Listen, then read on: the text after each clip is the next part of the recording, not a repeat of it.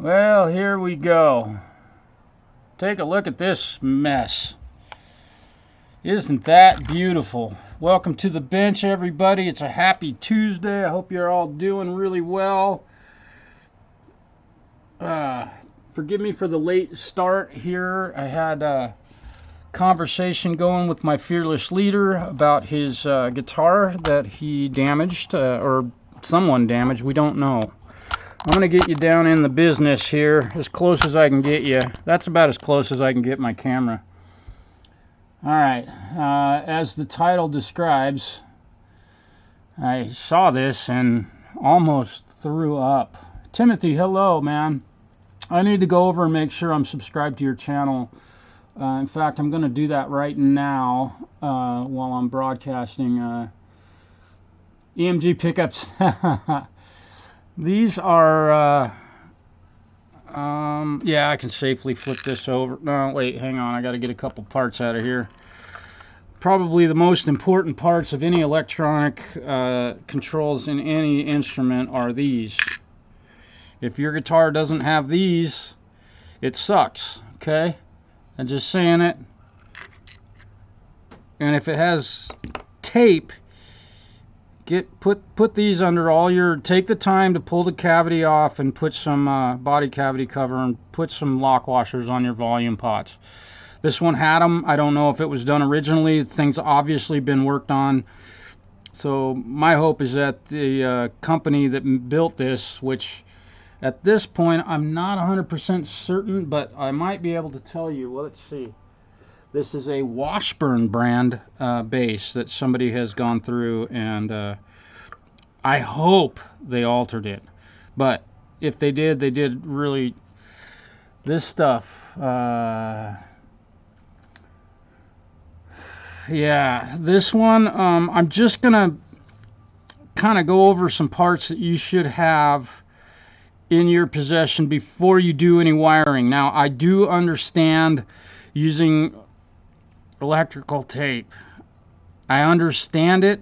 It's still inexcusable, but it's because we got places like this that are possibly gonna short, and not even all the wires are covered.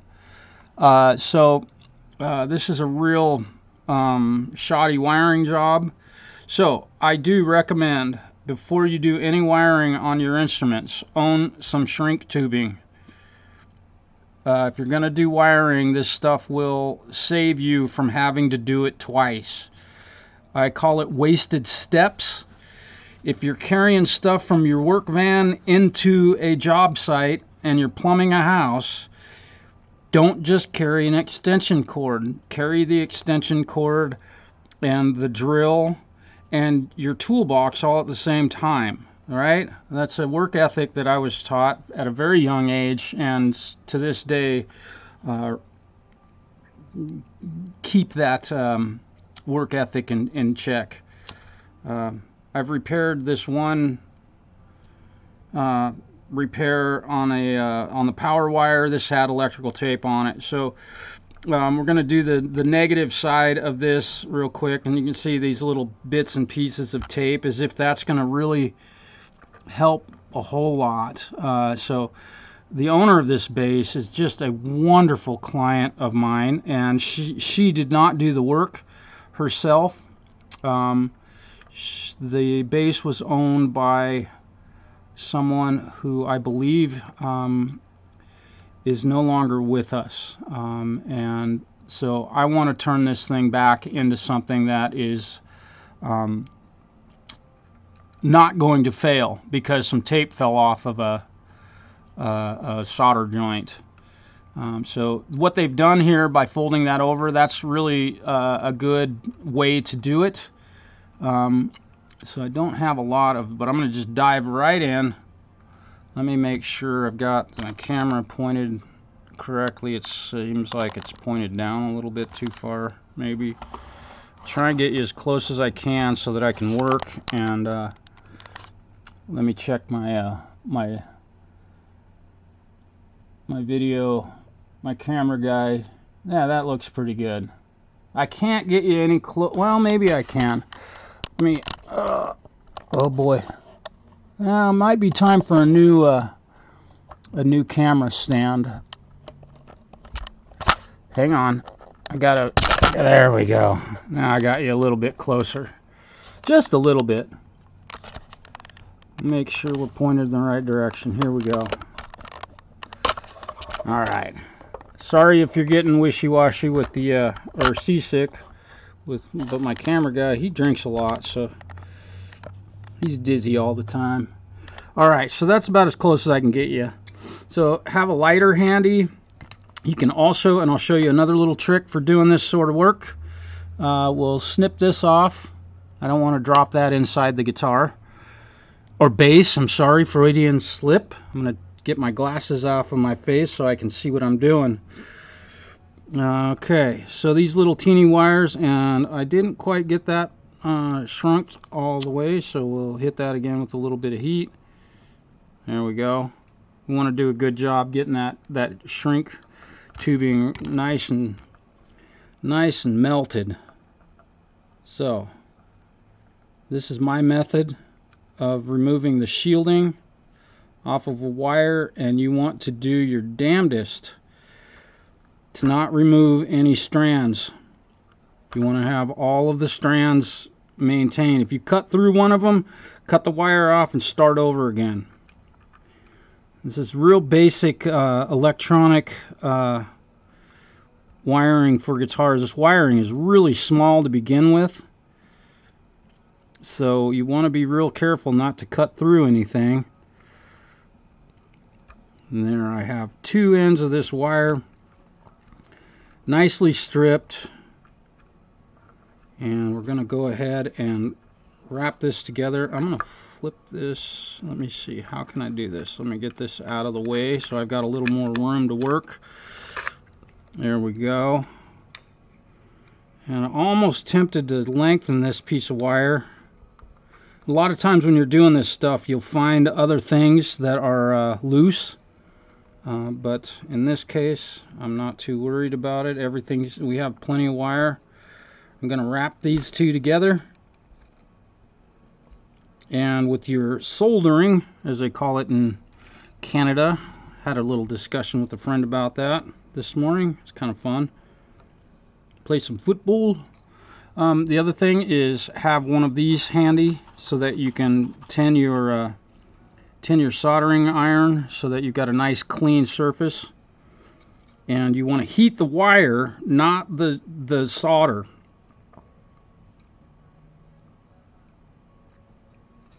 Get a nice little bit of solder on there. Never blow on a solder joint. And here's something that I just did, and I did this on purpose. What did I do wrong here? What's wrong with that? How am I going to get the shrink tubing on there, right? So we'll do it again. Sometimes we have to do that. We'll cut this off. Whew, and I just dropped that inside the instrument. And I actually did do that on purpose. You have to put your shrink tubing on the wiring first, right? Because now we got to do it twice, at least part of the job twice. Bust out my little. These are also real handy to have at your workstation so that you can grab little stuff like that, and you don't want to leave stuff like that inside an instrument. They will touch whatever. The thing with wiring is it will go every direction but the direction you want it to go, and if it can touch something that it's not supposed to touch, it will. That is just the way it goes with this. Awesome job on this one. Yeah, we need to take a look at that. Carry on, Marshall. I fixed that was my fearless leader, Mike. He's one of the best bosses you could ever hope to have, and he broke his beloved Martin guitar the other day, and we'll look at that here in a bit and maybe talk with him a little bit about it.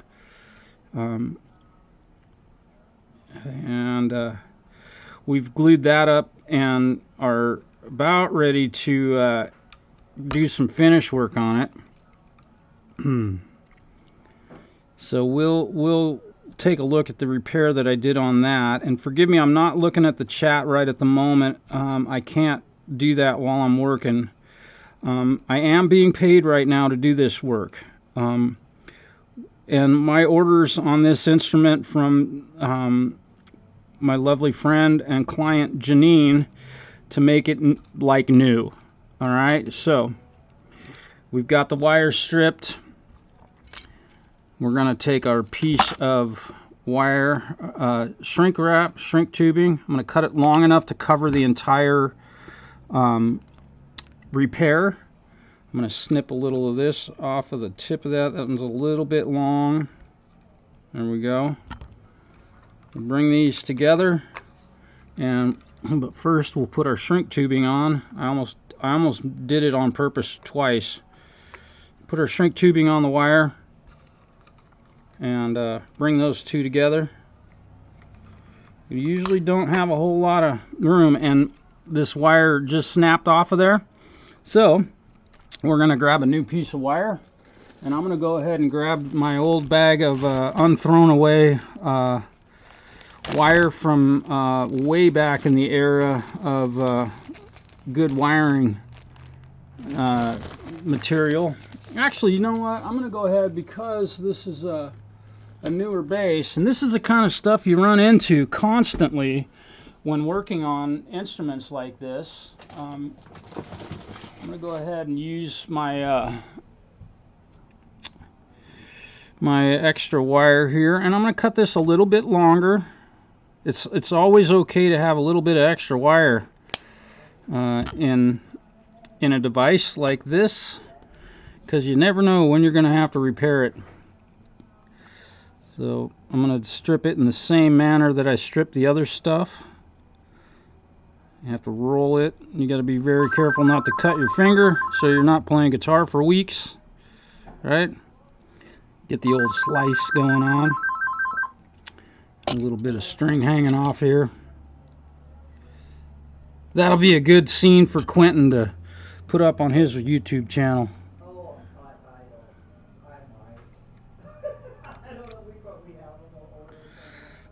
I do have a post right here that I'm hoping I can get this wire through. Again, wiring will go everywhere except where you want.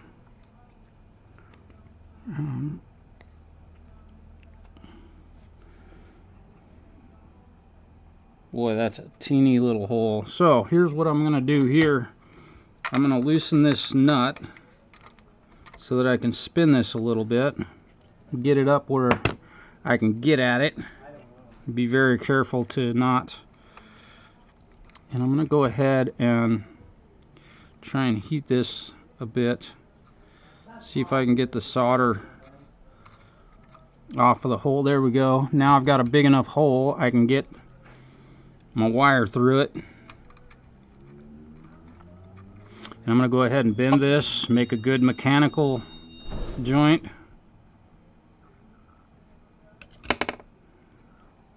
Woohoo. There we go. I'm going to give that a little pinch. And I'm going to solder it. And you want to get the metal that you're soldering to and the wire that you're soldering hot enough to melt the solder. You don't want to melt the solder directly. Soldering 101. There we go. Looks good. Never blow on a solder joint. The moisture from your mouth will potentially break the seal that you've made, or the connection that you've made, and potentially create a weak solder joint, which may have happened with that one, which is likely why. I was putting a little bit of force on it to get the wire in the right place. And with this type of wire, it's sometimes kind of difficult to strip unless you have one end attached to something, this fabric covered wire. I like using this stuff. It looks nice and kind of makes gives it a vintage look. This has already been altered, so I'm not worried too much about making it all look like it's got the exact same wire and all that. That's not important. Nobody's going to see this but me likely in the future. And if another tech sees it, he'll be happy that I used, he or she will be happy that I used some good wiring material. I'm going to go ahead and route this under this gray wire to avoid having any tension put on that gray wire. We'll wrap these together.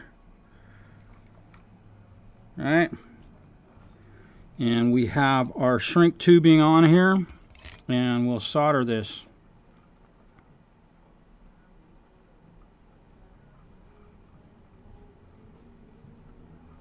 And there we go.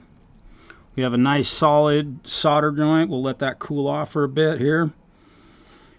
Yeah, this is how an instrument should look after it's been worked on. By yourself or by any guitar tech should do this. Take these steps using the proper materials to do the job that looks good. And oh, these ones, I remember this. This what I'm going to do, so a little bit of that fabric is getting hung up on here. Give it a tiny little squeeze, and boy, if I can get that in there. I made the job a little bit tougher, but with a little persistence. I know my hands are right in the middle of the scene here. There we go. We've got both ends of that covered.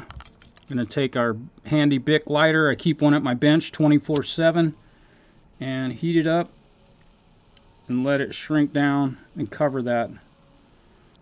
And now we know that this won't come apart and it won't touch anything in here and cause a problem in the future.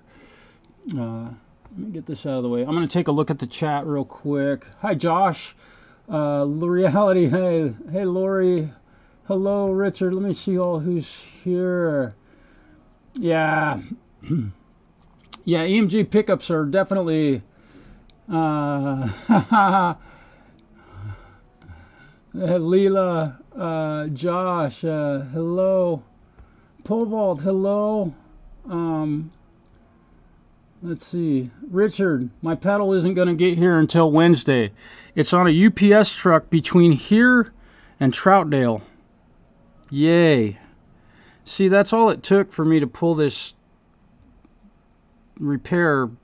I'm not even going to call it a repair. This is just not appropriate. You should never ever use electrical tape in a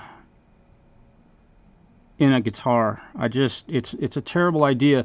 These things get thrashed around, and you know, if you're playing like a rock star, this sort of stuff just definitely gets damaged over time, and it will come loose, or it will short out against something and damage something, a part of the circuit, or otherwise. If it can happen, it will. As you owners of instruments know, if something can go wrong, it will do it, especially with wiring. It's a very steady hand. We're going to get this stuff split. Now, I am going to switch out the this piece was actually on there pretty darn good. Somebody did a good job and got lucky. So we've got a little wiring joint. Now, I have no idea why they would have done that. That little extra piece of wire right there. It would have been better to cut this and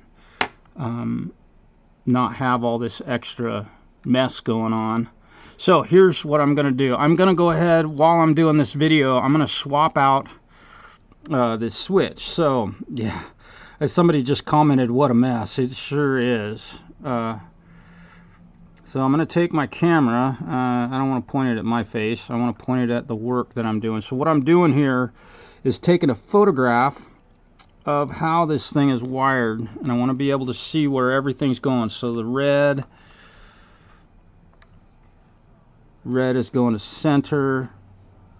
Whoop. I just took a picture unintentionally. This piece of wire has an extension on it here So we're going to take that apart. So gray, I'm going to go ahead and shoot video. So, whoop, come on. We'll take a nice photograph of this. There, I've got a good picture. And I got another good picture. Now I've got 18 pictures in my phone and 19 pictures in my phone of this. And we'll go to my gallery and we'll go to my camera, and now I can look. Yeah, see, now I've got a good, I can go back to this and basically make sure that I'm hooking stuff up correctly. Now, something I don't know at this point is whether or not the actual wiring in this works, because the volume pot in this is broke and I've had to order a new volume pot for it. So when I pull this circuit board cringe-worthy out of this base, the volume pot spins infinitely. There is one little detent on it, but it just spins. So I believe this knob has been broken. Actually, both of these spin infinitely, so that actually might be how they're supposed to work. So before I replace those, I will check the electronics. We'll do all of this cleanup on the wiring first, then we will see if the electronics work. So, having said all of that, I'm going to go ahead and remove the gray wire, and we'll remove the ground wires from all three of these. Now, here's another thing, is that they usually, let's go ahead, as you can see, there's a lot going on in a very small area here. So that was our gray. That switches to black. So I'm going to go ahead and unwrap this one now that I can kind of get at it. Probably going to have to pull a whole bunch of little squares of you wonder why we make the big bucks? That's not true, but we have to deal with this sort of stuff to get instruments back in working order. Boy, I'm on day and there the ground wire. So all these solder joints are just they're not that ground wire just pulled loose. So they were cold soldered or otherwise poorly soldered, and that's what happens when you don't do this sort of stuff very often. You got to practice this stuff, or do it for a living, or just not do it yourself and pay somebody to do some fine work. You want stuff to work properly. And I realize that a lot of times repairs on your instruments come down to having the money to do it. And I get it. Boy, what a mess. But I got to be careful not to damage anything or pull something loose, and not know where it goes from there. I can get a schematic for this base, I'm pretty sure, but we'll see. So look at this. This is just a mess, and I can promise you that none of my guitars have this going on the inside of them, nor would a guitar that I've repaired have any of this stuff going on the interior of them. Let's see. Here we go. Couple more pieces of wire or tape that I got to get off of here. They did a good job of making a mess of this.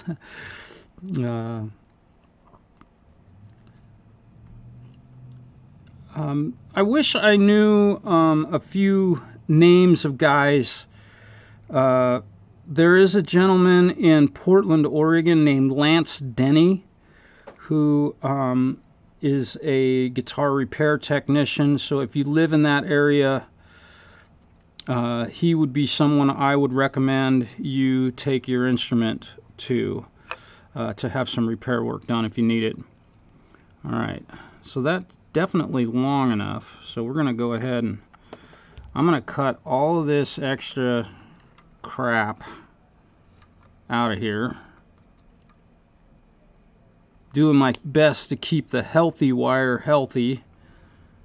I'll cut this here. I wish I knew names of more guitar techs. Of course, there's always the infamous Uncle Doug.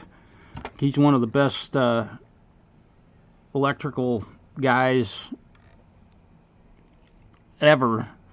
He's an amazing technician. We're going to pull this loose. And see, there's just nothing holding these wires onto this onto these terminals. This is why I've taken a photograph. I'm going to go ahead and cut this wire off here. I've got enough wire that I can reattach it. We're going to have to do a bunch of rewiring here. And I'm going to replace the switch. So what that'll allow me to do is have some room in here, there we go, to work, because I'll have the switch loose. And this one's taking a bit to get melted. Come off of there. There we go. That was just laid alongside the little pin there. And on these switches, they don't give you very big terminals to solder your wires to. So you got to be real careful about how you strip your wire and how you position the switch in there. To get your, you can see you've got this tiny little hole, and I'm going to have 3 ground wires connected to this tiny little hole. So as you can see, I got my work cut out for me. And the other thing is, what direction does it go, that way or that way? Because this one could be potentially backwards to this one. These switches are made in China, but this one actually feels a whole lot better than the other one in this instrument. So we'll pull this bad boy out of here, and let's see. So one thing also is that the way this switch looks, it just kind of looks bad because it's got a big nut on it instead of having like a nice nut on there that looks like it's part of the appearance of the instrument. So we'll get rid of all this. And we'll save these nuts and washers for another instrument that needs some love. So this was part of the work that I had intended on doing for this instrument anyway. And we'll flip the instrument over one more time, doing my best not to scratch it all up. Oh yes, okay. So I've kept everything oriented the way it already is, and now we'll get some, check these wires and make sure everything. This one looks like it's in pretty good shape. This one is in pretty good shape now, so we'll go ahead and open this one up. I usually use about 1/2 to 3/4 of an inch on this.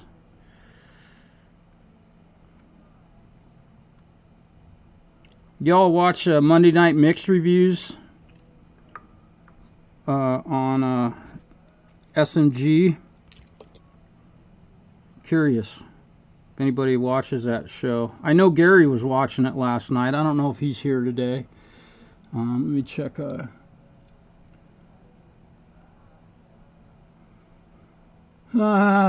See these nuts? Bigsby guitar. I've never tried. Oh boy. Yeah. Use. Oh, I'm sorry. My camera guy's drinking again. Get a pair of these types of pliers for that Bigsby and bend the ball end of that string over. You can thank me later for that advice. And there's probably a video on my channel that shows exactly how to do it. Those things are not easy. And it's very, very rewarding when you finally get all the strings on there. Putting strings on a Bigsby is a lot like working with wire. The strings will go everywhere except where you want them to go. They're interesting. Okay, so there's that. and we'll strip a little bit. Boy, I wish this wire was a little bit longer. I'm gonna give it a little pull, just lightly tugging on that. I can't get any more, so we're gonna go ahead and work with it, even though I have limited room to work here. It helps to have small hands when you're doing this kind of work. I fortunately have pretty small hands, and you know what that means, right?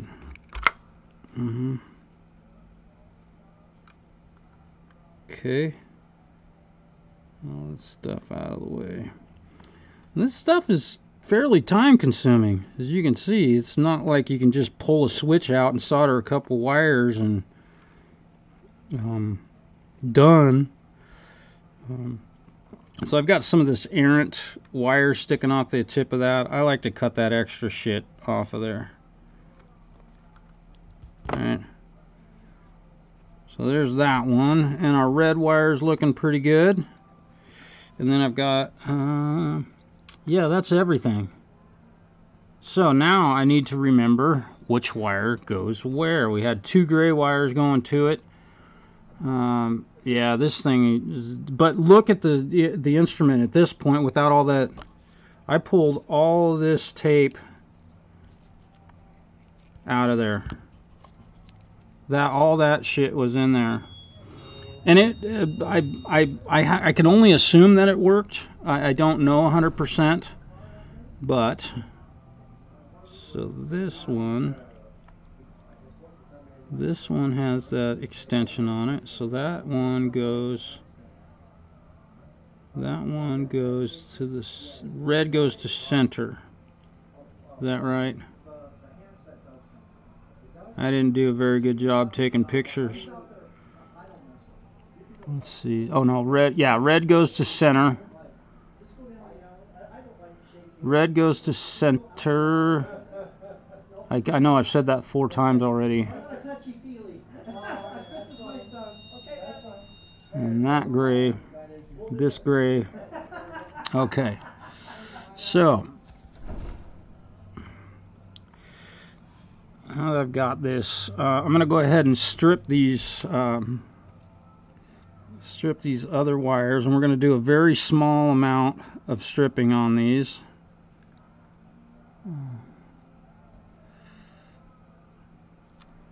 So did anybody watch Monday night mix reviews? You can send any song in and have it reviewed by a very vast community. A lot of communities out there that are playing anything and everything. Well, he'll do it, but you got to pay him, right?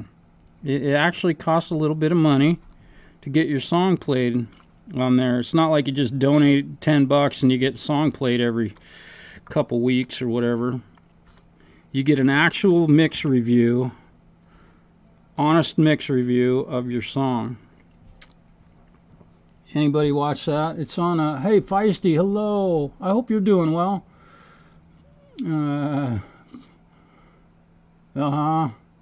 Nice.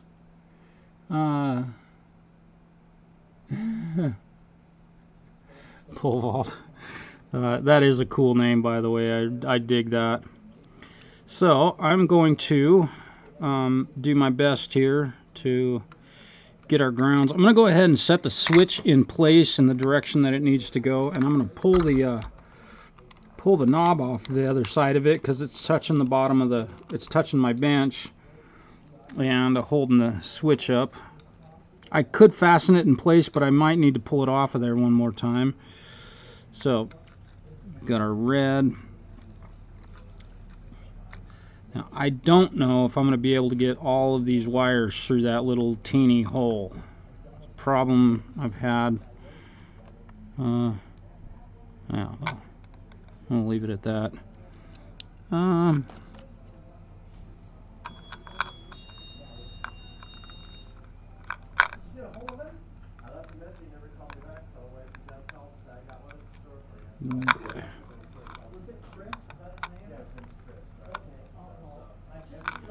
Here we go. I'm going to do my best to get all of these wires fed through that one tiny little hole that they gave us. Richard, thank you. I appreciate you taking care of It's funny that they make these switches this way with such minute little ground connections when they know that you're going to have to run 2 or 3 grounds through it. Pretty sad. And let's see, I need to make a decision here on what my best policy is going to be here. And I think what I'm going to do here, something I don't necessarily love doing, but I will do it in this case because the hole is just too small. I'm going to go ahead and connect this wire to the other grounds mechanically. Okay, so I've got that nice bunch of wire here.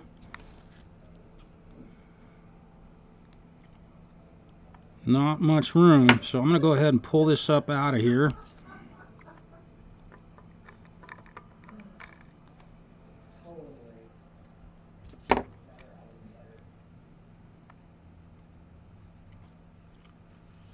Again, the wire will go everywhere except for where you want it to go. That's what this stuff does. See, I want this little loop right here to be tight against but it's going the opposite direction of where I want it. That's just how wire works. It's a fact of life, and there's nothing any of us will ever be able to do about that. I want this piece of wire, it's all to get one nice little clump here. There we go. And then I'm going to take this end. Actually, I'm going to take my little tweezers because this is such a tiny little piece. I'm going to bend this up, I think. There we go.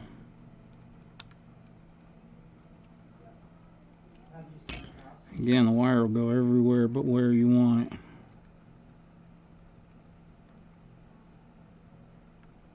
There we go. So now I've got all 3 ground wires run to one location. They're all very solid. It looks good. Looks like everything's holding together there. I like to do a little bit better mechanical joint, but we got to work with the materials we have.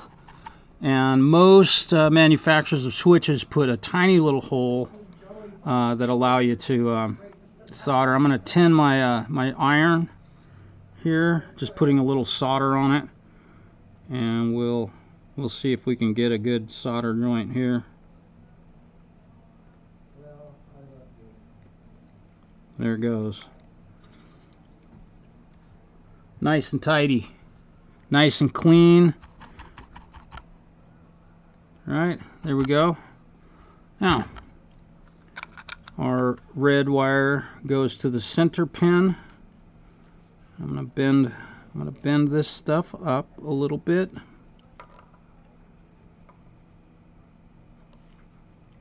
And we'll run that through there. And look at the size of these holes that you have to run the wire through. Pretty remarkable that they'll be so tiny. And we've got to work with tiny little stuff, so your eyes got to work pretty darn good when you're working on this stuff, and I fortunately have pretty good vision. So we're going to try and make this one contact here go where it's supposed to go, and it went through. I like it. I'm going to go ahead and solder that one right now.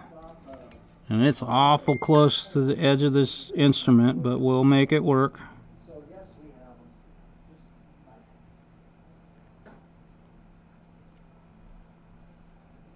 There we go. Got a nice clean solder joint there. That's how you solder. And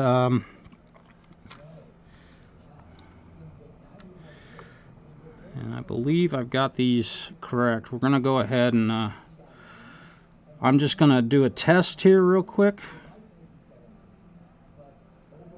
We'll check that. Woohoo! Stuff bouncing around.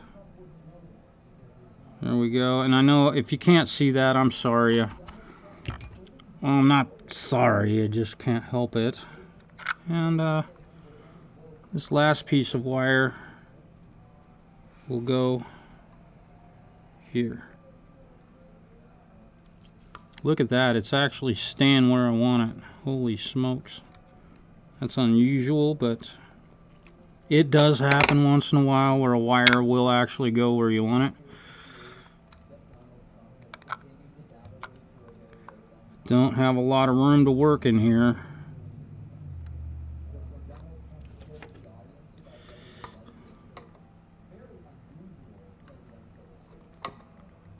Okay.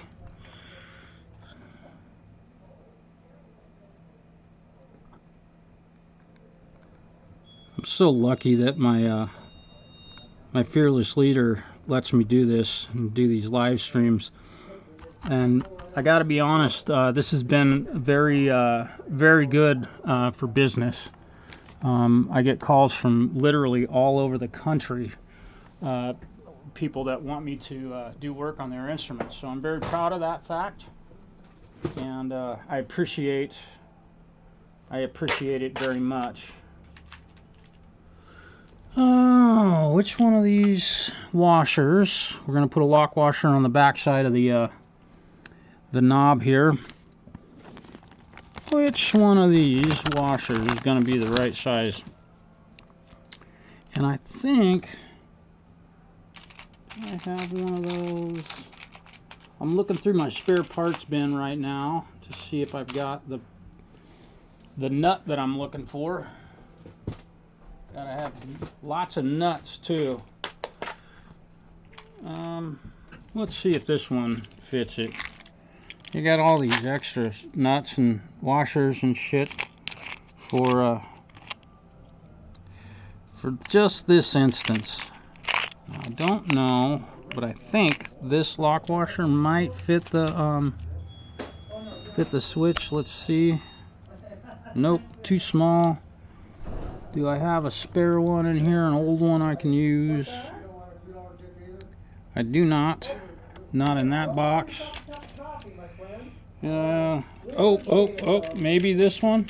I don't think so, but maybe this one. This one will definitely do it. So I've got this old washer, and I'm just going to check it on the old switch, and look at that. Fits like a glove. Lock washers, vital. Let me put that on there.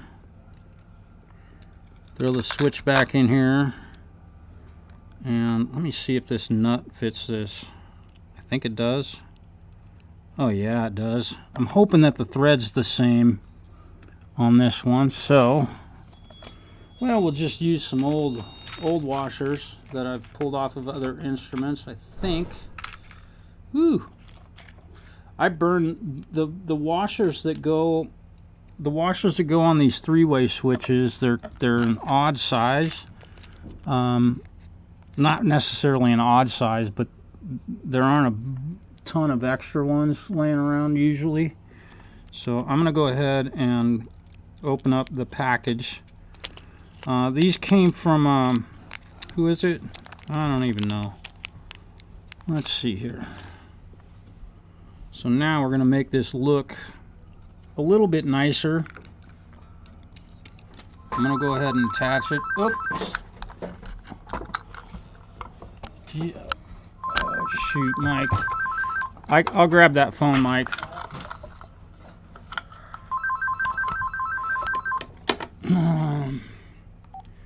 LeGrand Stereo and Music. He's working on a vehicle right at the moment. Is there something I can help you with? Just trying to verify an appointment tomorrow. I'm not sure what time it was. Oh, you've forgotten what time your appointment was for. Okay. Oh, okay. Give me a moment here. I need to run up to the other terminal here.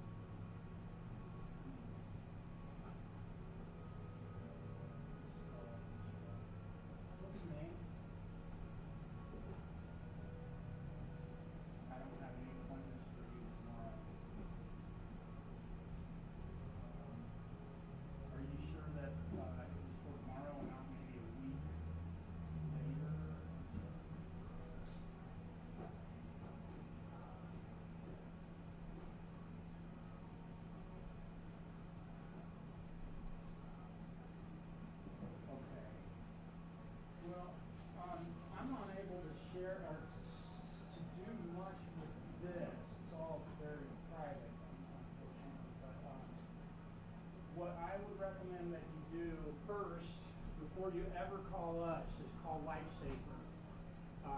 If you call here first, you're going to end up basically where you are right now, because I really have, they don't let us, you know.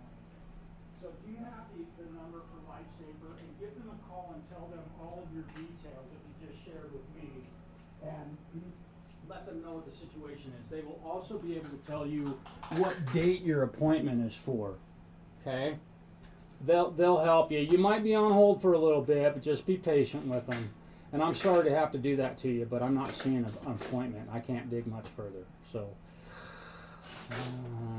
okay. All right. Thanks. Yep. Bye. All right. Woohoo. All right. So back to the business at hand here. You know, it's funny. I have a calendar on my phone. It's kind of cool. This little calendar thing right here that tells me what time and when I have guitar students and when St. Patrick's Day is. Amazing. Okay, so now my lock washer is falling out of there because I had to find a time for an appointment for someone that should have known it anyway. The interruptions we face are sometimes the most amazing stuff. All right. So I'm going to get this back in here. Basically do the job twice. And I'm going to flip this bad boy over. And I know you can't see what I'm doing. I'll try and point you in the right direction here. So here I am. And I know Sheryl Crow might be on there. I'll try and block her so that you guys don't have to look at Sheryl Crow, because she doesn't like anybody seeing Sheryl Crow on any YouTube channels. I'm doing my best. So now we've used this nice looking nut on here, and so that's that. And I'm going to go ahead and use my special tightening tool. If you work on that sort of stuff, having one of these laying around is a pretty good idea, because this allows you to tighten and loosen these types of nuts pretty easily. See that? You can't turn them very far, but it avoids scratching up the finish on an instrument or the nut. Alright, so now we got that all done. And we'll go ahead and put a black knob on here. It seems appropriate. Now I want to check the direction. Yeah, and that's throwing, it's a little bit. I'm going to move it just a hair. I'm just going to do this because I think that I'm right. There's that. And then we'll come back up here. I like to have this ergonomically work so that when your hand comes across the strings, you can grab that switch. Oops, sorry. Let's see. I think my camera guy's got it. I'm trying to block Sheryl. So when your hand comes across the strings, that switch is very ergonomically positioned. And then we'll, since I got the instrument up here. I have a LifeSaver unit that I'd like to talk to. Yeah. If you're, are you going on a smoke break anytime soon? I can. It's not required. I just figured after the phone call. I need to mail some stuff. If you want to, if you don't, that's fine. Yeah. But if you're headed out, that's I'll do it. Okay. I'm almost done with this thing. So I said I was going to do it yesterday, so I'm not going to yell at you for doing my job. Right. Hey, that's what I'm here for, Mike. So we've gotten the switch all rewired, and let's see. And now I got to remember that I loosened up this nut right down here. Right, I loosened the nut for the output jack. It's an output jack. It's not an input jack. All right, so we'll cinch that up again. And I'm also noticing that the output jack plate is a little bit loose. It's wobbling here, and so I'm going to take my screwdriver, and the screw hole is stripped out, so I'll have to fix that. I'll make a note of that. on her work order. Let's see, because she wants this thing brand spanking new. Titan, let's see, toothpick. Output jack. Output jack. You guys do yourselves a favor and please don't drink and drive. You will get a ticket, especially if you live in Oregon. It's one of the #1 revenue creating offenses that you can do. And if you do get one, if you want to drive anymore, you have to get a device installed, the blow and go devices.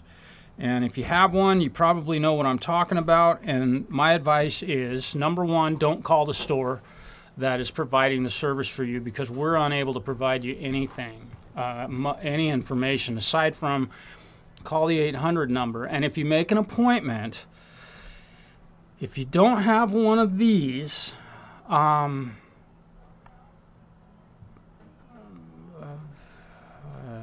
not sure what to say, but put the appointment in your calendar and set alarms for that stuff, because the idea is to get in and out of the system if you're dumb enough to drink and drive.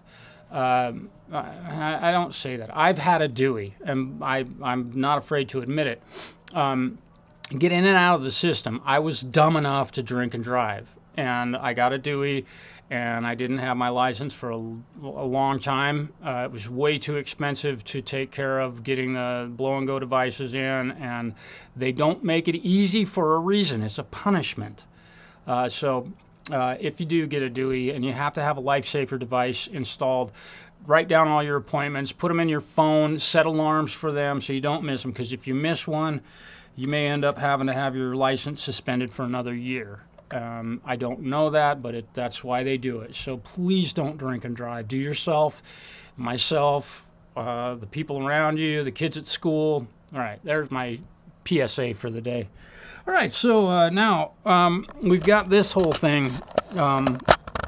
We provide that service for our community, and boy, it's amazing the mistakes that people can make and how many times they make them. Okay, so everything's looking pretty darn good in here.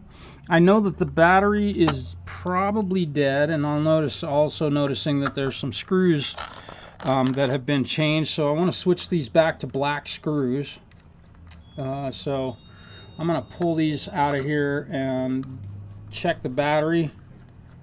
Oh, it's got a Duracell. Good job. That's awesome. Somebody put a Duracell in here. That's great. Let's see. And it's got a nice, these kinds of battery removal are really the best. That's what I stock in my shop. That battery has about, I'm going to guess about 7.4, maybe, no. Let's guess, I'm going to guess 5. I'm going to guess this battery has about 5 volts in it. So let's see how close my tongue is correct, because I just touched it to my tongue, right? So we'll fire up the volts. And it's DC voltage, that's AC, so we'll go to DC voltage. And let's see. I'm going to say 5.4 volts. I'm guessing. I'm totally guessing here. And again, electrical stuff will go anywhere and everywhere you don't, even if it's a battery. 9.39. How am I that far off? Oh, yeah, that's 9.39. So the battery's got great charge in it. So we're going to leave that battery in it. And let's see if she works. All right, I hope it's okay that I call it a she. If it offends you, you can tune out or hit the thumbs down, whatever. I love calling guitars she because it's just so sexy. And I happen to be a guy, and I like that sort of stuff. Let's see. Let me plug it in. Let's see if we have sound coming out of this thing. We don't have any pedals on.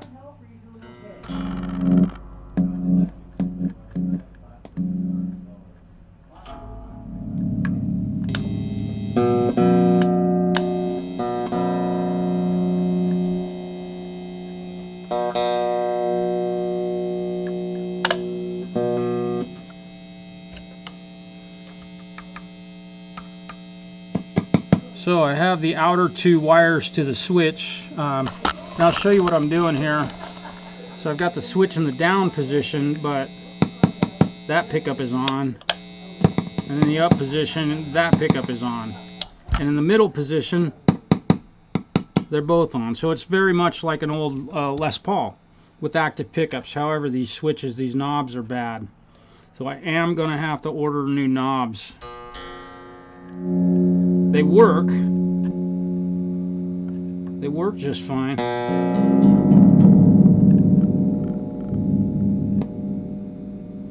I might just pull those apart before I order new ones.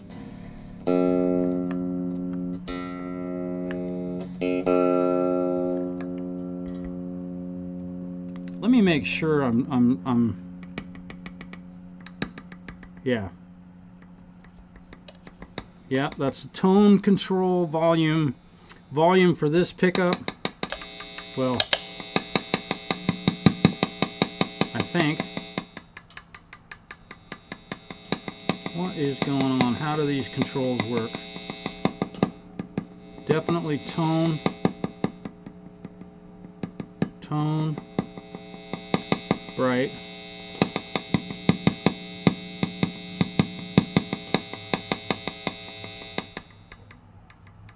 Volume.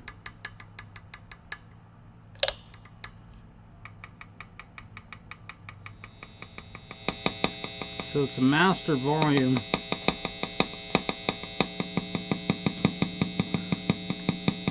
Ah.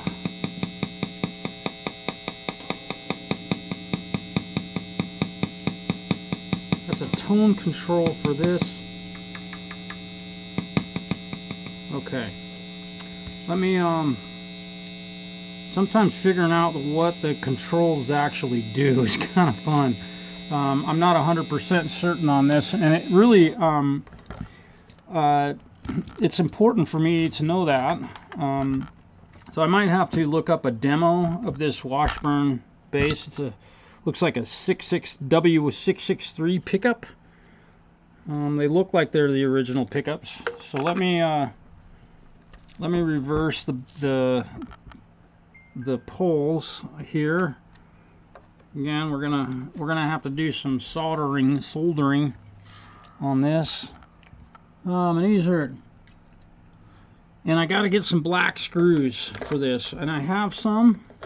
So let's put this back in here. It's got a nice little quieting foam on there to keep it from rattling around. That's awesome. I'm guessing this was a fairly, oop, I need to magnetize my screwdriver. Here's another thing. If you don't have one of these, buy one of these for the Velcro. Go to his Amazon site and get a magnetizer for screwdrivers. I don't know if he has one, but if he doesn't, he needs one. Because then, you know, your screws stay put and it makes this part of the job go a little bit more quickly.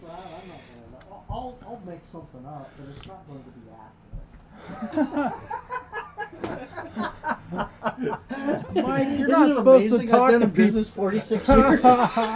They all look the same after a while, right? Well, I remember the first one of these that came in. It was locked down, and I broke a string tuning it up here because I didn't read the instructions. This is back about 1980. Oh yeah, yeah. He had a couple of questions Yes. on this guitar. Well, Hi. it looks like a floating trim, but it doesn't look like it has much room there.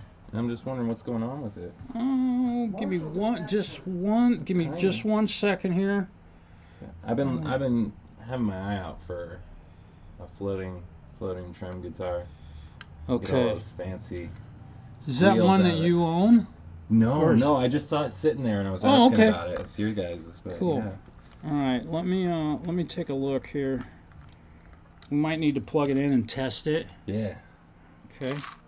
Which I'm cool with doing. I've been working on a guitar all day. I haven't been playing one. So let's take a look. What is this guy? Oh yeah. Yeah, I think we put a new set of 9s on here and set this one up. This is a Raptor Plus. I'm doing a live stream right now, by the way, so you're, Oh. you know, if you So, don't mind. guys. Okay. Yeah, this one, we need to get a bar on that, but yeah, and this one, actually, no, this is not one. I've got it confused with another one. This one definitely needs to be set up. The bar needs to come up a bit. This needs to sit flush with the top of the instrument. It should. It is a used instrument, so that's how it was when we got it. Sure, yeah. So it does need an adjustment. Is it actually floating though? It didn't look like it had too much, unless that's just padding Oh to yeah. kind of dampen it. Okay. Oh yeah. And let me see. Let me hand this to you real quick. I'm Sure. running out of places to put guitars Yeah. down. It's not a bad thing. No, not at all. Let's see. I think I do. Come here. Come on. I'm hoping I have an extra. Yep. Oh, look at that. Like a boss. All right. Nice. So this arm, let me borrow that. Yeah. Should go in here. And it does. Tighten down. I don't think there wasn't a bar out there with it, right? No. Yeah, it came in without one. Oh, there you go. But this thing definitely needs some work. I mean, and and forgive me for not having the time to go over this one yet, but I mean, it doesn't look too much. I mean, right now I'm playing on a Strat that's 15 years old, and you know that I've just been beaten up on. Okay. Well, this will definitely give you the whole Floyd Rose experience with this thing.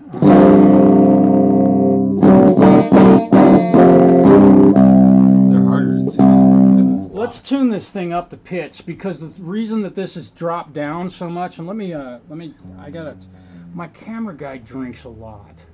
So I have to talk to him once in a while and have him point my camera in the right direction. You see what I'm saying? Though we have fun with this stuff. So let's tune this thing up to pitch, because I can tell right now that somebody drop tuned it to, like, that sounds like dropped C sharp or something. Oh yeah. So if we tune it up to standard pitch, that might solve what we're seeing on this. Yeah, this definitely needs. So it's a 3mm Allen or hex key. Yeah. All right, so you have to loosen these. And this is never an Arnold Schwarzenegger moment. When you do this, when you tighten them down or loosen, just Oh yeah, you just want to. you don't. I mean, you can see my hex keys kind of. You can see where it's gotten stripped a little bit. Yeah. That's usually from undoing what guys have, and they just get stripped out. I mean, if I can get away with just using my fingers to tighten it, you know, it's. Yeah, having a hex key definitely is the best policy in that case. But let's see where this thing's tuned. And this might C sharp. You can't.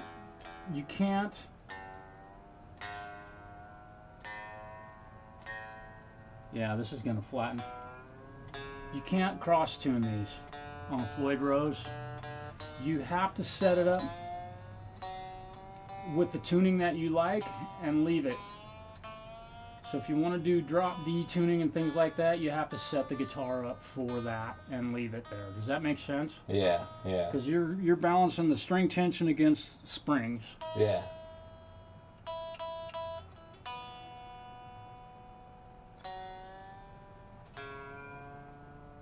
As you can see.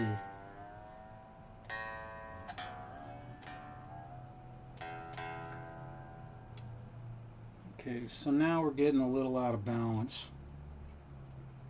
So, oh, cool. I'm gonna go ahead and get the. When you play guitar, do you typically play to just E standard? I usually half step down, but yeah, You do a full step down, half step. a half step. Yeah. Okay. Let me try and get this thing to set up for standard because it's pretty close. That's fine, As yeah. it. Well, actually, Let me see if I can make it sit at E flat standard. I'm good. Hey, Richard just dropped something off for you if you still need it. Oh gosh, I think that he had the cable from another job. He No, said no. the ends are like I'm $5. going. My brain's not working right at the moment. Bye. F sharp.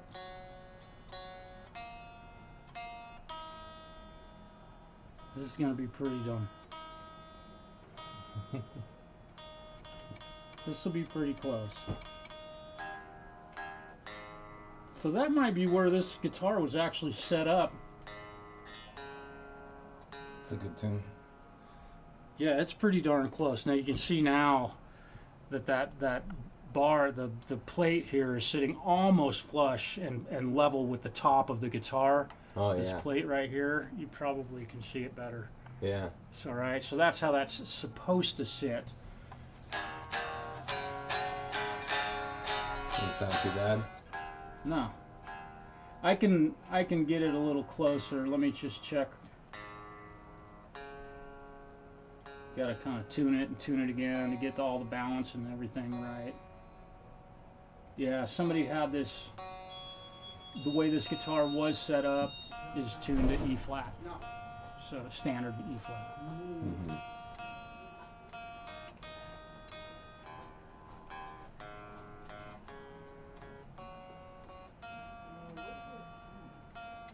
Come on. Once you get them, they're done. It's one of the best tuning platforms in the history of guitars, man. I love Floyd Rose.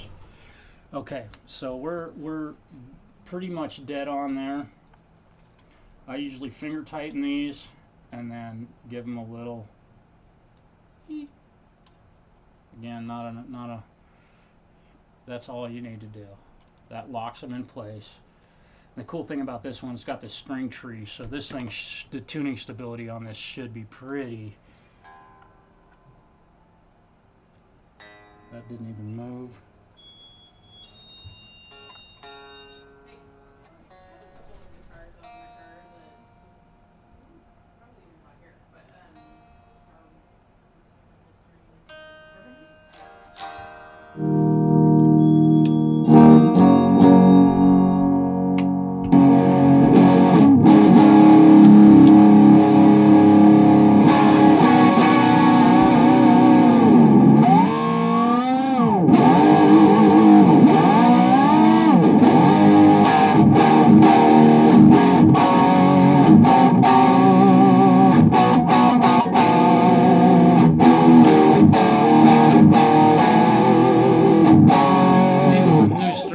Badly. Oh yeah. But you got, and after all that,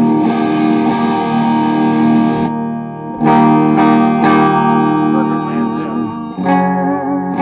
Might need a little tweak, but these strings are really worn on this thing. But yeah, the thing's, it definitely could use a setup, but it needs a little bit of love, is what I would say. But yeah, that's what you need. Okay. You want to try it out? Yeah. Okay. Yeah, I'd love to give it a whirl. There's like 18 million people watching me play guitar right now. So Lies. I'm joking. Totally joking, yeah. And you like a little bit of Oh, no. pick. You can Oh, grab it's whatever you nice. want. Thick. Usually have picks laying out. Somebody bringing in a couple of guitars. Do you want to take a look at them here Sure. or over out there? Have them come over. I will. Yeah, have them come over. I will. All I'm just right, going to have her thanks. fill it out. Oh yeah, Yeah, perfect, bring 'em perfect. Okay. All right. Yeah. What's your name? Nathan. Nathan. Everybody say hello to Nathan. There he is playing some guitar. Oh shit. No. Okay. All right, you want some overdrive on Yeah. that? Yeah.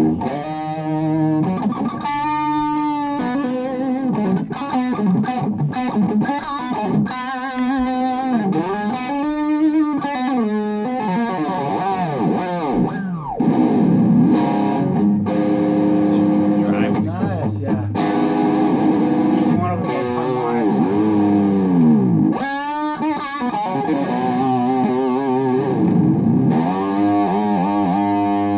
Yeah, there's some cool stuff you can get with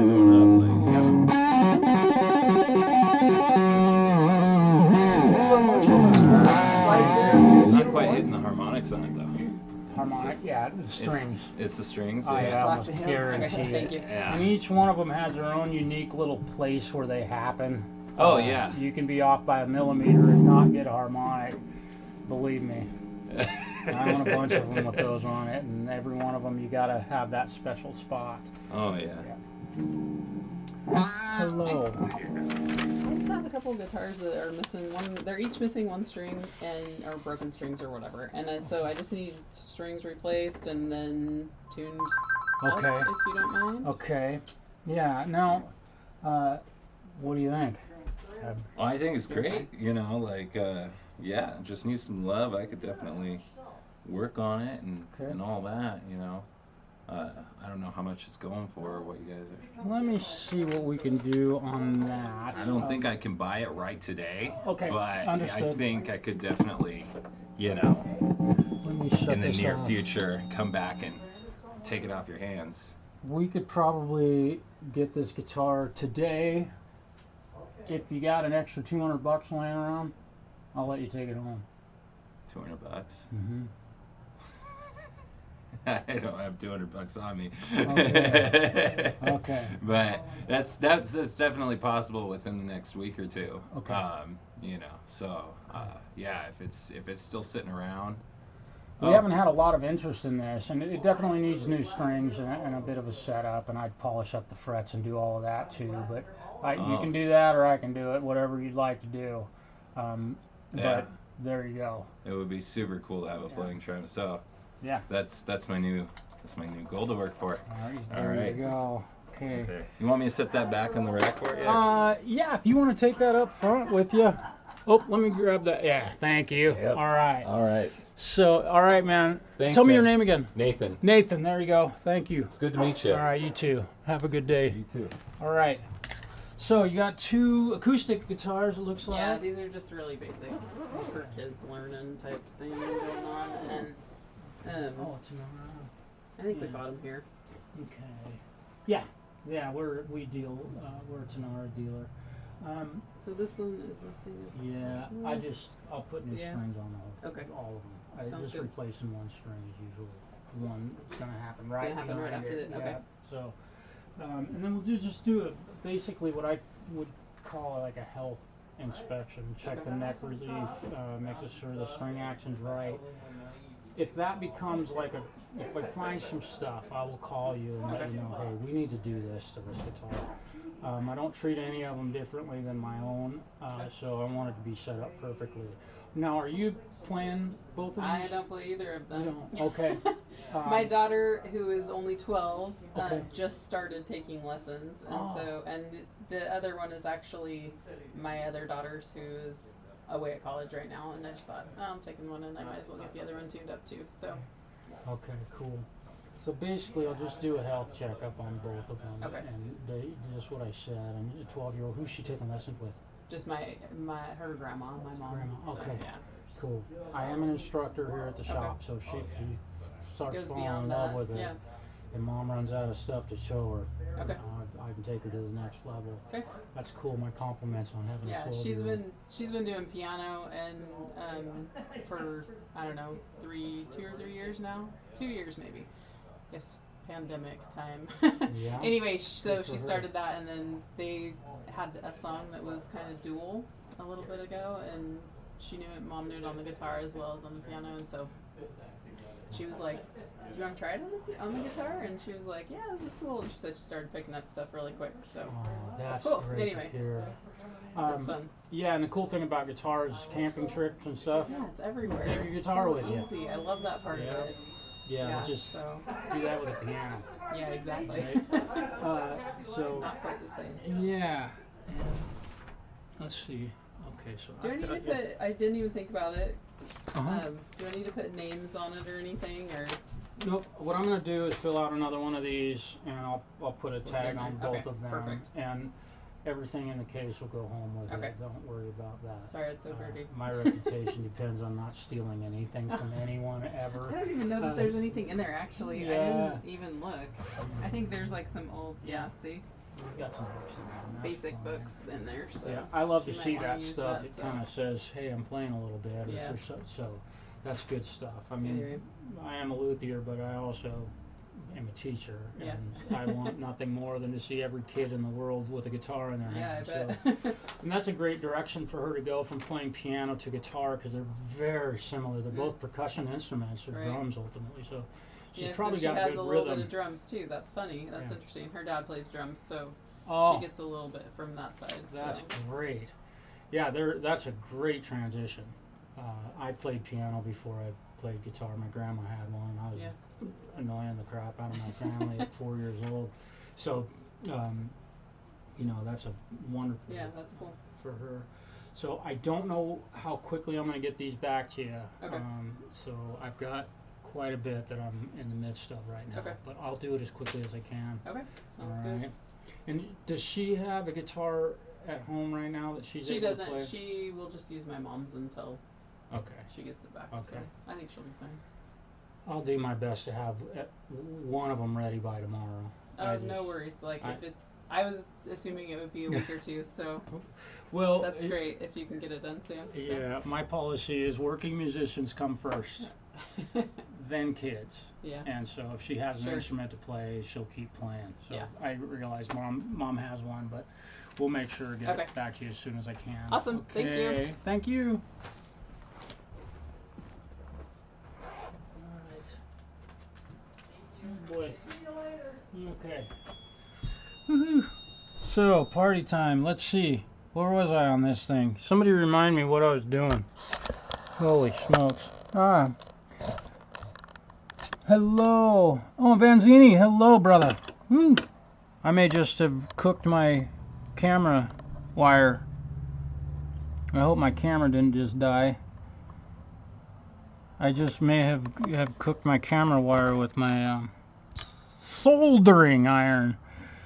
Weren't we just joking about that, Janaea?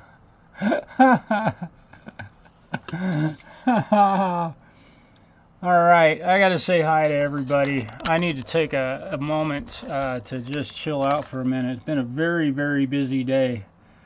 Brother Great Vanzini, it's great to see you. Thanks for popping in today. Say hi to everybody. Hugh, my brother in arms. Clayton. Right on. Zach, my brother Zach. Lefty. Zach, dude, I got 2 lefty guitars for sale right now. I got a Strat, Mexican-made Strat, and a Indonesian-made Ibanez.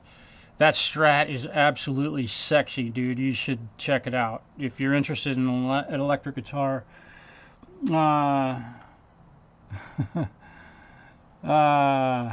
Let's see. Jam Pro, Mr. Justin, hello. Okay, my knees hurt. You have a tech question. Let's ask away. I may have missed it. I'll try and take a look. My knees hurt. Let me see if I can answer your question. I don't know if you typed it up here. How far? Boy, there's a lot of people talking. My goodness. I'm looking. My knees hurt. If you have a tech question, go ahead and type it out again and send it to me. I'm going way back in the chat as far as I can, and I may have missed you, bro. I think you're... Yeah, you are. Okay.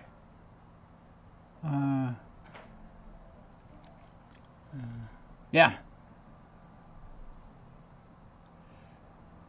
Yeah, I just... Clayton... Okay, sorry, man. I couldn't find it in the chat. There's a lot going on up there, and it's cool that so many folks are hanging with me today. It's time for me to take a little bit of a break here. Been getting pounded today.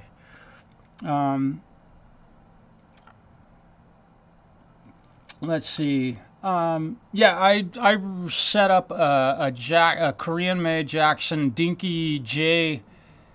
What was it? A 22.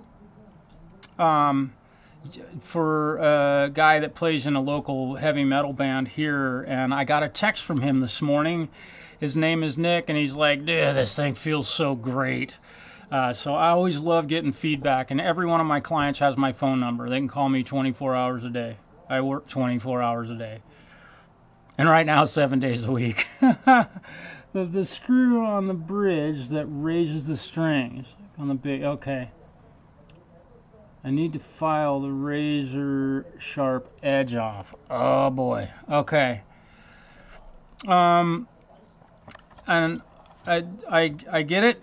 And that is one way to solve that problem if you have the saddles sticking up, or the adjustment screws sticking up above the saddles. That is one way to solve it, and you can certainly do that. You can use a Dremel tool, but you don't want to, obviously you don't want to take it off the top, because then the saddle, you can't turn the screw anymore with your hex key. My common policy for that, and I don't care if it's a 62 Fender Stratocaster or a 1954 P-Bass, I shim the neck.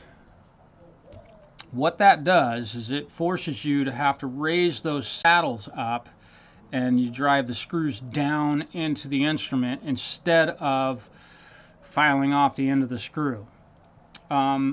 They make and they sell different length screws, but what I've found, number one, if anybody tells you that putting a shim in the neck of an instrument makes it sound different, they're full of crap.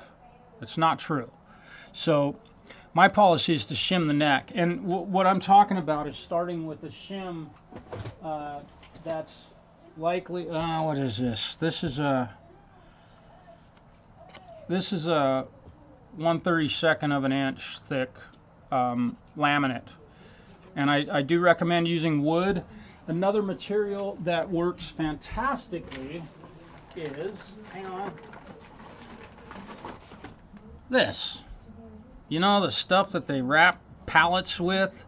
It's fiberglass. It will not compress, and sometimes it's a little bit thicker than you need, but this is one of the best materials, shimming materials I've ever found. And also, any Strat that you buy at Guitar Center, please don't buy it. Anyway, any Strat, buy your guitars from a mom and pop shop, or call me and we'll get one for you, because you get it serviced and it's right. But almost any Stratocaster or bolt-on neck guitar that you buy at any store, I would say almost nationwide, is going to have a shim in the neck. Pull the neck off of it and check for yourself. You don't even have to loosen the string tension. You pull 4 screws and pull the neck off of it and look. I almost guarantee you that it has a shim in it. So those people that say that they sound bad or changes the sound of the guitar, that's complete bullcrap. Okay, so that's what I would recommend you do. Yeah. And Falcrow's doing it with his instrument right now, in fact. Yeah, there's nothing wrong with putting a shim in your neck of your guitar. And again, you don't even have to loosen the string tension. You want to give yourself some space to work, but that's my recommendation. Put a shim in the neck and then reset the guitar up. And usually it's a matter of each set screw, you've got a, I don't know, is it a bass? Yeah. Yeah, no, don't. I wouldn't file it. Don't. I wouldn't do that. I would put a shim in the neck. That would be my policy. But you ask 10 different guys how they would solve that problem, and they would do it. Now, if you do decide to file it down, take the screw out and file the bottom of the screw, and so that it goes down and sits below the top of the saddle. That's always a goal of mine. I don't like having the set screws sticking up above the saddles, because I palm mute a lot, and I'm not going to have a screw digging into my hand. Yeah, if those screws are, I understand. Yeah, you'd be, yeah. That's how, Clayton, that's how I solve that problem. And it solves the problem. So bury the set screw edge below. Yes, that's what you want. I wish I had my Strat here. I'd show you. But this one, let me show you a good, I'll give you an idea.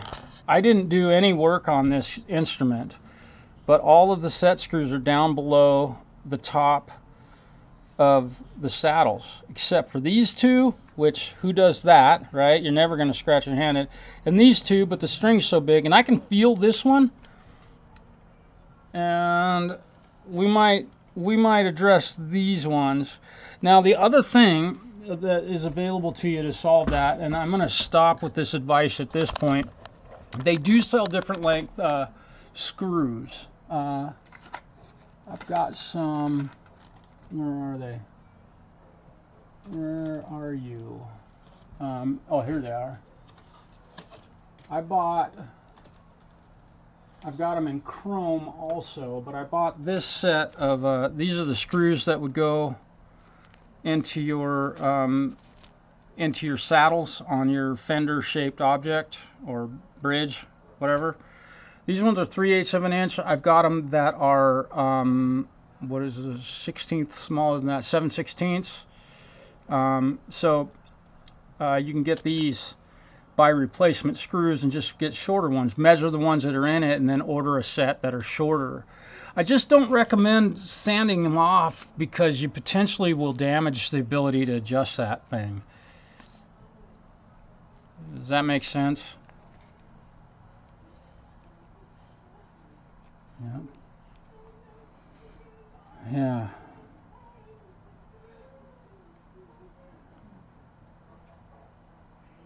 Yeah.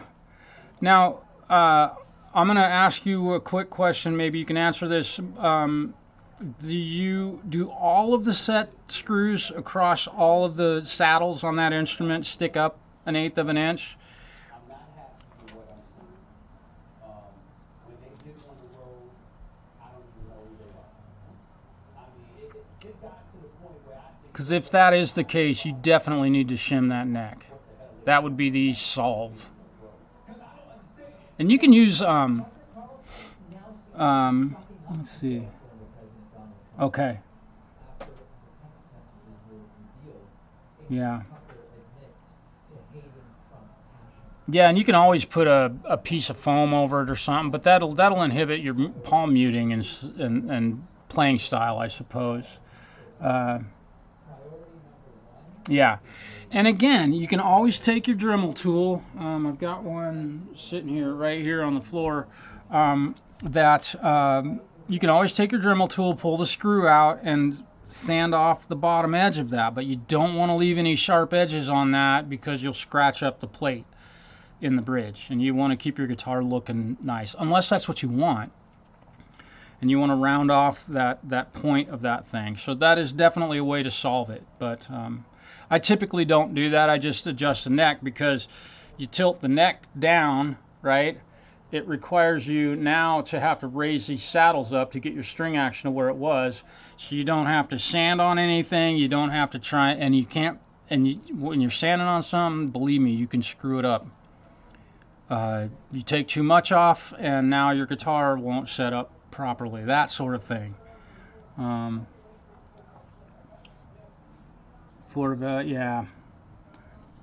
Yeah. Dude, I'm telling you, putting shims in a guitar neck is a really, really simple process, and it might scare the shit out of you, and I get it. But ask me how many necks I pulled off guitars. I can't answer that question. It's hundreds. Right on.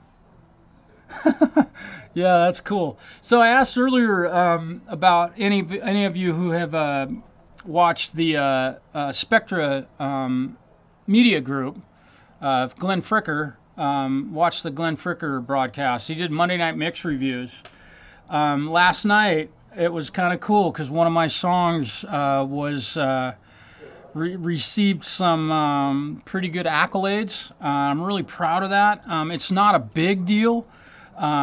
But I also saw my channel get quite a few new subs last night. It grew fairly sharply in that brief moment. So It's at 3 hours, 53 minutes, and some odd seconds. My brain's working pretty good. I don't drink or use marijuana anymore, so I can remember shit like that.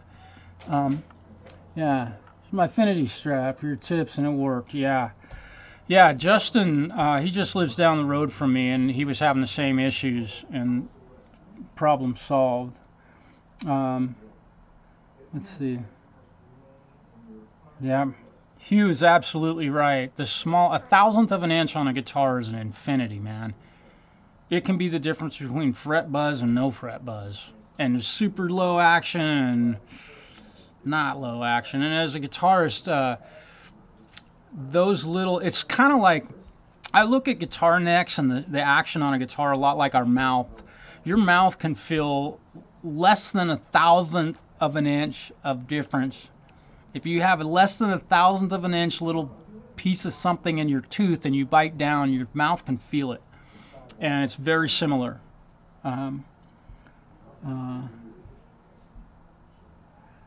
Let's see. Filing frets almost flush. Wow. Yeah.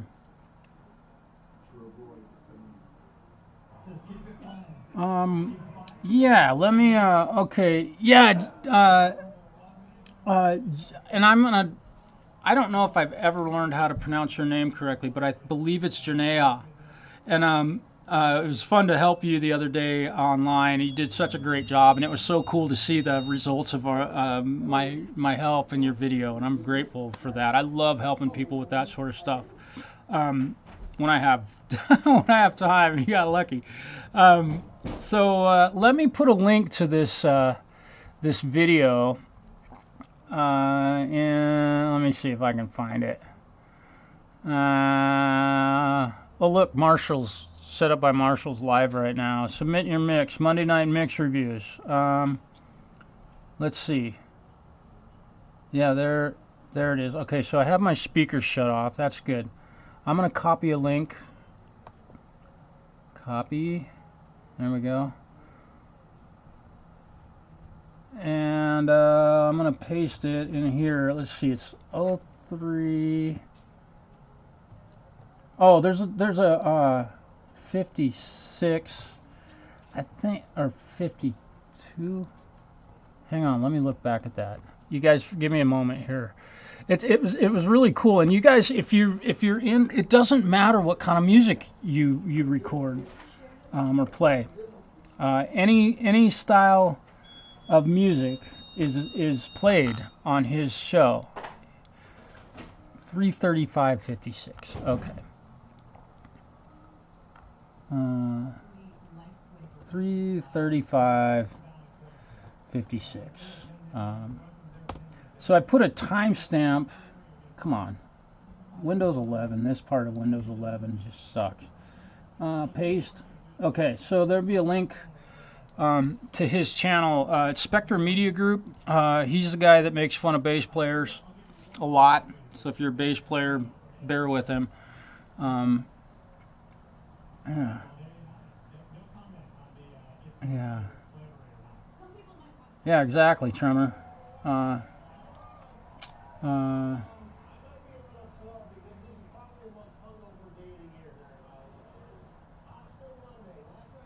Oh, Dave's World of Fun stuff, Clayton. I've emailed back and forth with him a few times. He's an amazing tech, and I've learned a lot from him, even though I'd already been doing it for years. Yeah, Dave's World of Fun stuff. He does get a little goofy. I'm almost certain that's who you're speaking of. So that that link that I just posted up is one that you can check out, and you'll get an idea of what an honest group of people, when you submit a song that you write, what they will comment on, and you can get an idea of not that music is a competition, but because it's not, but getting an honest opinion and hearing people that you have no idea who they are comment on your production work will make you a better either songwriter, engineer, producer, drummer, drum programmer, keyboardist, all of the above. It will improve your sounds, potentially. Yeah. Yeah. Yeah, Dave Toronto. Yeah, he's fucking awesome. Yeah, it'd be cool if there were more guys like him around. He's a very good Dave. I respect him a lot.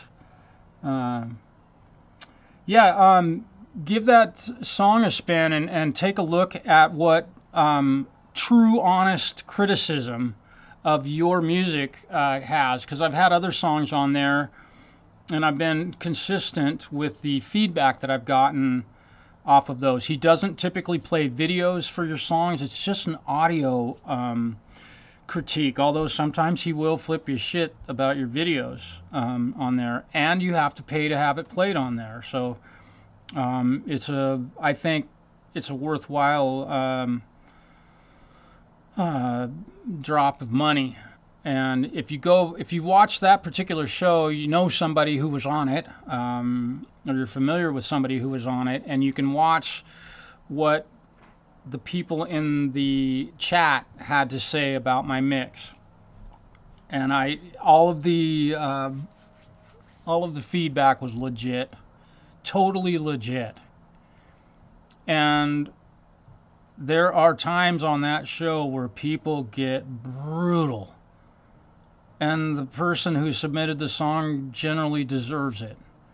With respect to the harsh criticism, it's all generally constructive. It's not like people sit there and go, "Oh, this sucks," and blah blah blah. But like, dude, it's in mono, or dude, it's you can't hear the drums at all, or God, it's all mid range and you can't hear any low end or top end. It's really great broadcast.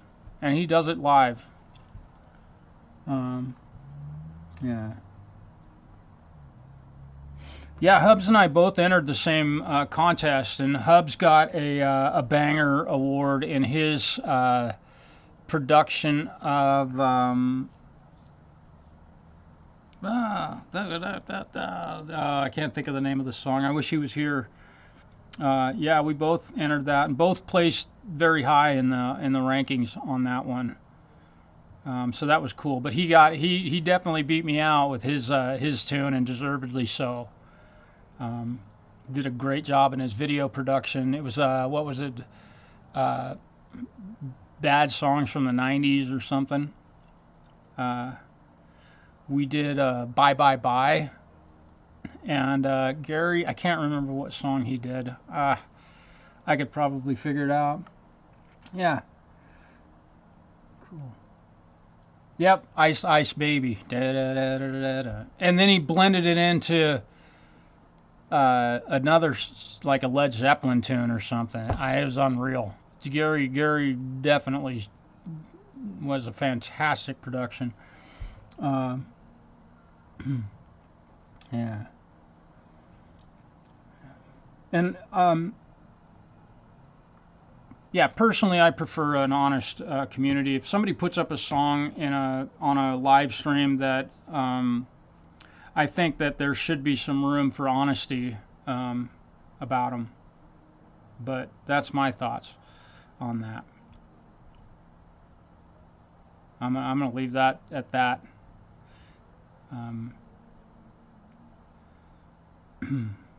I'll shut up now. Yeah. Under pressure. Yep. Okay, you guys. So I've done a bunch of stuff on this instrument today, and I've definitely got my work cut out for me. I've got to swap. Oh, that's what I was doing. Let's do that real quick. I've got to swap the pickups on this thing. I haven't done that yet. That's where I was at. All right. A nice diversion. I think I took 20 minutes or so. Try and answer some questions. I hope that my questions are help you get your guitar working right and feeling right and looking right, and ain't nothing worse than an uncomfortable guitar or one that's out of tune. All right, so I got to swap these two outer posts, so I'm gonna use my solder sucker.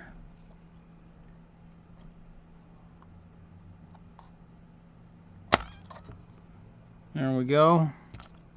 And pull this wire loose. I just connected these two outer posts incorrectly. Come on. There we go. And I'm going to get my... we're going to do this and then we're going to wrap up.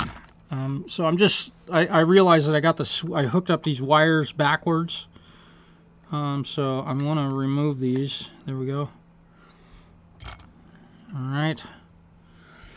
Now, okay, I think I can get this one in here. Got very little room here, but I think that'll go there. Yes, it will. Fits on there very nicely. I'm going to go ahead and solder this one up. When you're soldering stuff up, you want to be really... Oops, so my camera guy's probably not getting me. There we go. Yeah, okay. That's a pretty decent shot. And I'm going to re-solder this one.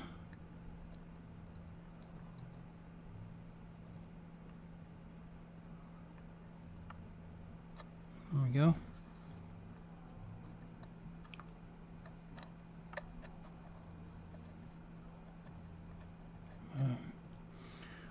Alright, that's soldered up, and we're gonna get... I gotta suck some solder out of this side.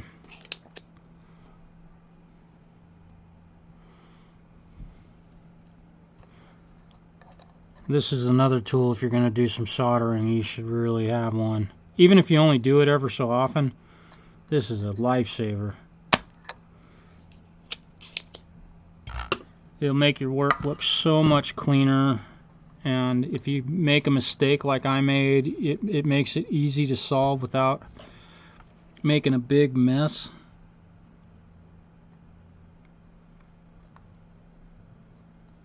Come on. There we go. And let me get this piece of wire out of my way.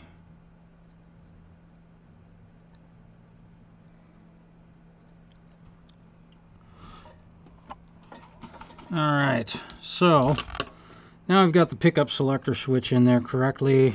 All the wiring is tidied up. Doesn't that look better than the picture on the cover of my broadcast today? That just looks so much nicer. I'm just so proud of that. Look at that. That's gorgeous. Alright, so I'm going to probably go have some lunch and enjoy the rest of my day. The MIDI controller that, if you guys were involved in my live stream the other day, is on a truck between here and Troutdale, Oregon. I don't know if there's road issues or UPS is having some trouble or finding people to drive. I don't know. But looks like I'm not going to get my pedal. It was supposed to arrive yesterday, and I didn't get a note until today that says it's not going to be here until Wednesday. So I'm waiting patiently. God bless the post office and the UPS and FedEx who keep our country moving, right? Yeah. All right, you guys. I am gonna say goodbye, and I want to say peace to everybody, and y'all have a really great Tuesday. I've got students tonight and this afternoon, so I need to eat. Peace, y'all.